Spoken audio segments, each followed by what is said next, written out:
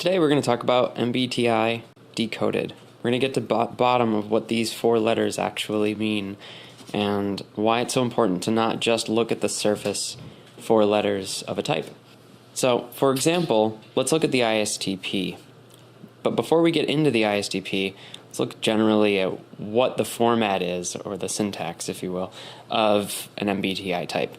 I think everyone's seen the 4 letters. It's like ENFJ, ISTP.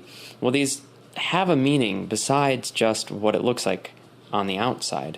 So if I were to just look at ISTP from the outside, I'd see introvert, sensing, thinking, and perceiving. But that's actually a fairly shallow assessment of what's really going on and what sort of predictions you can make about a personality type. So let's go a little bit deeper into it. The 4 letters are broken up into, I like to think of them as like 3 major sections. There's the 2 N's, which are just sort of like modifiers or to help you decode what's really going on. And then there's this middle section right here. This middle section is probably the most important section because the middle section tells you what 2 functions are the strongest functions of the type. So this first section right here is the overall attitude. It basically means, does the person draw energy from their internal world, from their personal sort of seclusion and and that is an introvert, or do they draw energy from being out in the world and from other people and activities like an extrovert? This letter right here is the perceiving section, so it's the perceiving letter. And there are 2 modes of perceiving. We'll get into those in a second. You can either perceive through your senses, or you can perceive through your intuition.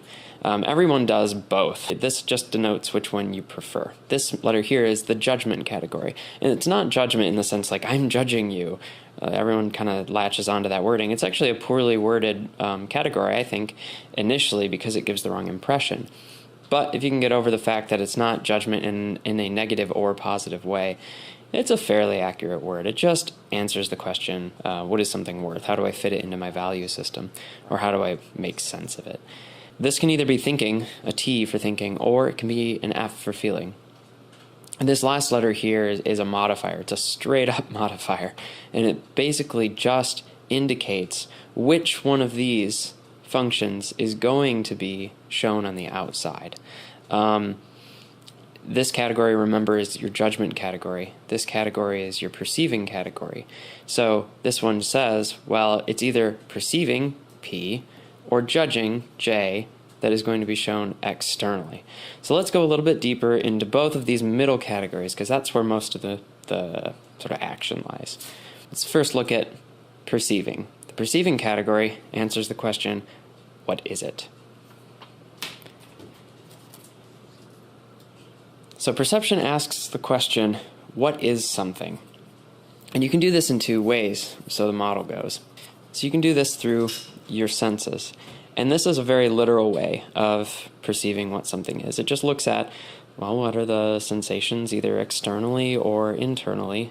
And there are 2 directions in which this can point. You can either look at your senses as they occur inside of your body, inside of you in a subjective manner, or you can look at the outside world in a sort of like objective sense way.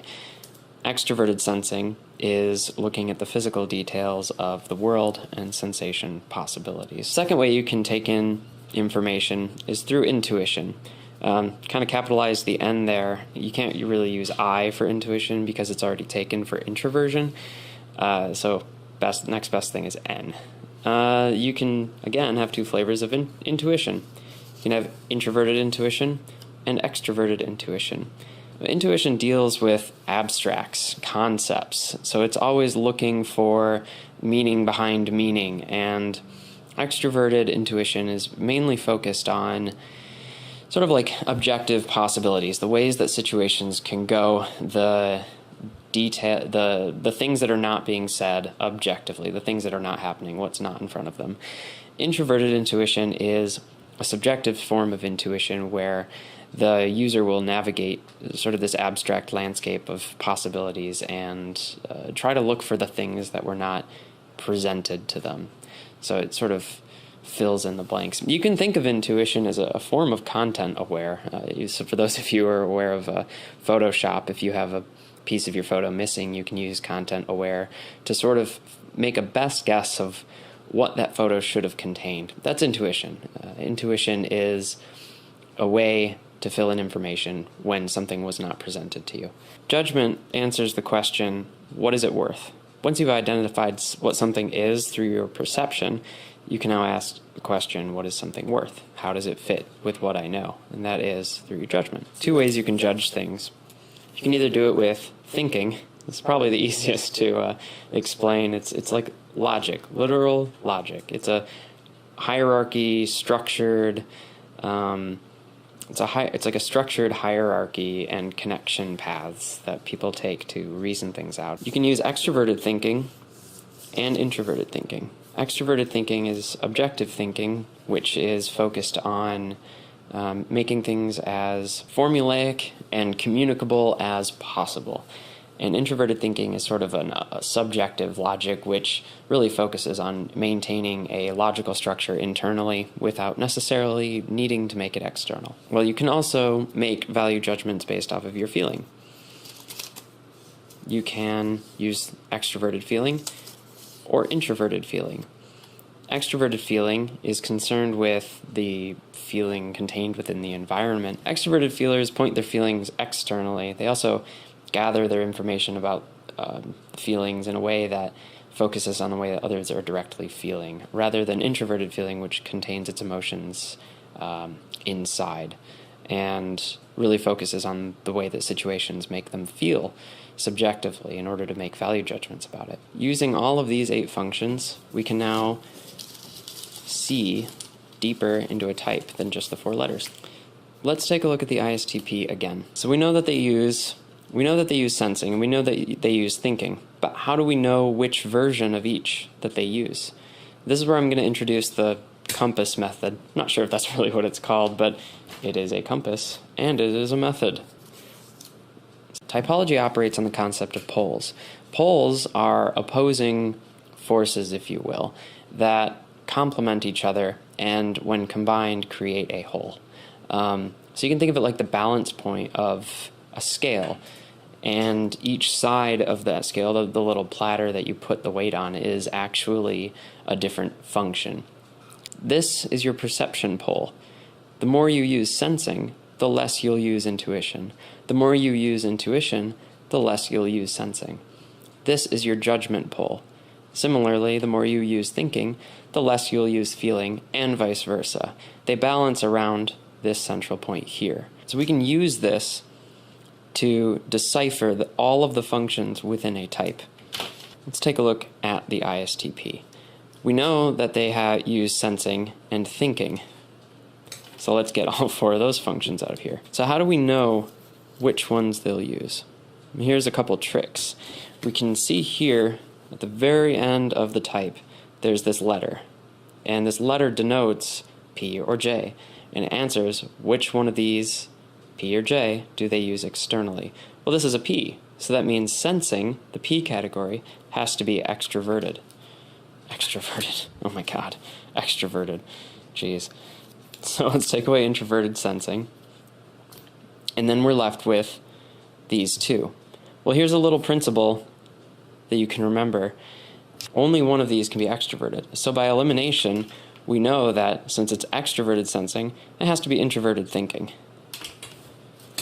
So now we have 2 of the functions down. Going from top to bottom in a type, as far as functions go, you're going to get an alternating orientation where the strongest function, whichever direction it is, the second strongest function is going to be pointed in the opposite direction. So for extroverts, that's going to go extroverted, introverted, extroverted, introverted. As you go down the functions, we'll see that in a second. We know that TI needs to oppose the direction of feeling on the other side. So feeling has to be extroverted to oppose it. Remember, these are poles and you have to balance them out.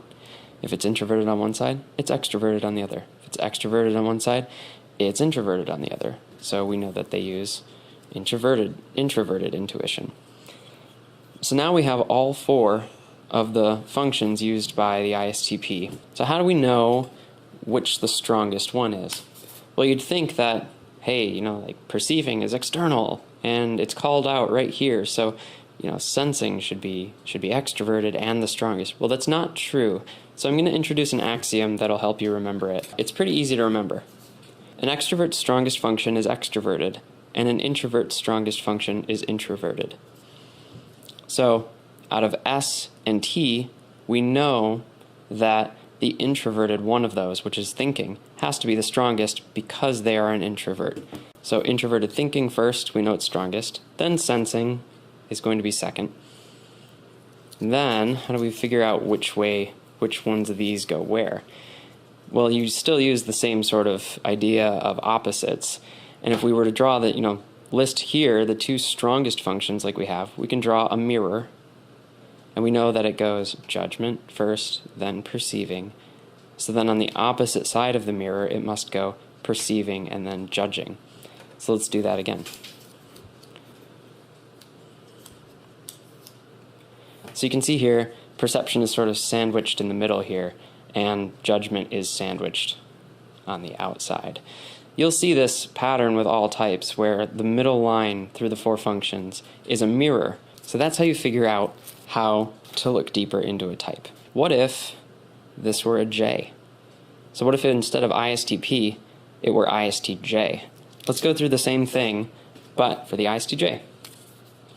Let's get out the little compass, and we'll do it just right here really quick. So for an ISTJ, I'm just going to draw it like this, with some question marks, two of them, precisely two, and no less. I'm just kidding, I have no idea why two. So we know they use sensing, and we know they use thinking, just like the ISTP. But this J category is now the extroverted one, because J says the J category is extroverted. So now they use extroverted thinking. And sort of by the poles law, we know they use introverted feeling. And then their sensing, because their thinking is extroverted, their sensing has to be introverted. And by the poles law again, their intuition has to be extroverted. So now we have four completely different functions just by changing that last letter from P to J. Every single one of these functions is different in the ISTJ. So let's order them. Remember our axiom: introvert's strongest function is introverted, extrovert's strongest function is extroverted. So we know that of S and T, their extroverted or their introverted sensing has to be their strongest. And then it would be extroverted thinking, introverted feeling, extroverted intuition. Like that. Remember, mirrored? So blue, orange, orange, blue. This is an ISTJ. This is an ISTP. You can see they don't even resemble each other, neither in the order of the functions or the orientation of them.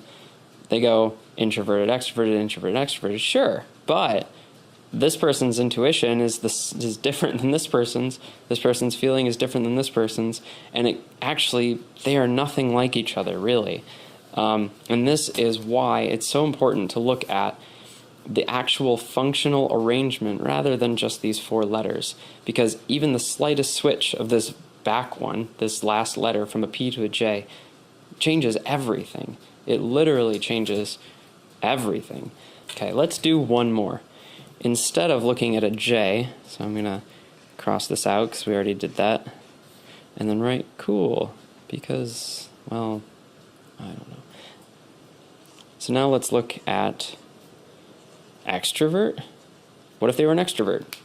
I don't know. Let's find out. Compass, again, ISTP, so P, sensing is extroverted, so sensing is extroverted, intuition is introverted, thinking is introverted, feeling is extroverted. We can take this. Remember, they're an E now, not an I. Let's take the functions and put them the right way. Jeez. So remember, these are the two strongest. Now we have the extroverted one that needs to be the top. Ooh, wow, bad order. Like this. So now this is an ESTP rather than an ISTP. You can see this is what an ESTP looks like. Extroverted. Extroversion is on the very top. then introversion, extroversion, introverted. They use the same functions as an ISTP, so they're going to look really similar, but the ordering is different, and it does matter. It does change. An extroverted person gets to interface with the world with their strongest function, whereas if we look at an introvert, like the ISTP, they interface with the world using their second strongest function. Nobody can see TI. TI operates internally, it's why it's introverted. So when you see an ISTP, you're only seeing their second strongest function, and that's true for every type of introvert. That's why introverts are actually often overlooked, because, well, their strongest function is something you don't get to see. It's processing offline. It's a lot harder for societies based around extroversion to value the introvert's true power, because nobody's looking for it. So using this screen here, you actually have everything you need to go figure out and sort of decipher every single type's order of functions. And using the functions, you can actually gain a heck of a better picture of somebody and the way that they approach the world and answer the questions, what is something and what is something worth. You get a better understanding of the dynamics of a person and their approach to the world using these functions. And this is really the heart of typology. Just trying to categorize people into a 4-letter system seems rather bleak and overstated, and it is, unless you go into this deeper system. Go ahead and figure out ENTP and INFP just to see what's going on. Also, be sure to subscribe if you like this video, and check out the paper that Hillary actually just wrote about the way that MBTI works at a basic level. She did a really excellent job with it, and I think it's a clear way to understand typology. I think it's really concise, and it would make a great pairing for this video. So if you want to understand it a little more, check out her paper, and don't forget to subscribe. I look forward to hearing from you guys.